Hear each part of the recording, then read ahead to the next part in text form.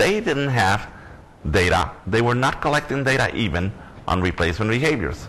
I didn't find that out earlier because they hadn't done their presentation. But now I said, where's the graphs for replacement behaviors? There were no graphs.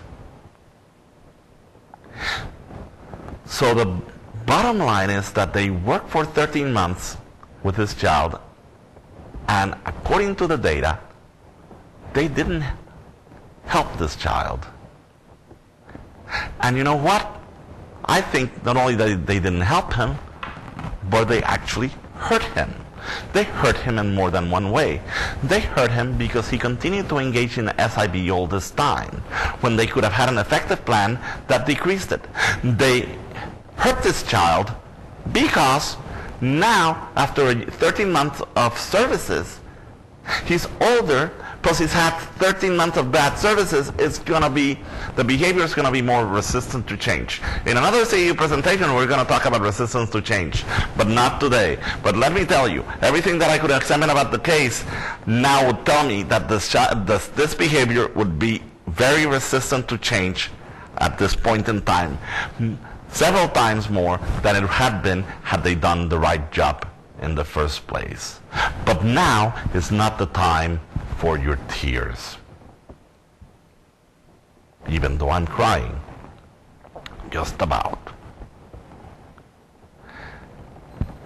What happened next was that the committee chair said, well, we will authorize the case for 1 more month, but you need to bring us a new assessment and a new treatment plan, because what you're doing hasn't been effective. So we want you to do a new functional assessment, and we'll pay for that. And we want you to develop a new treatment plan, and we'll pay for that as well.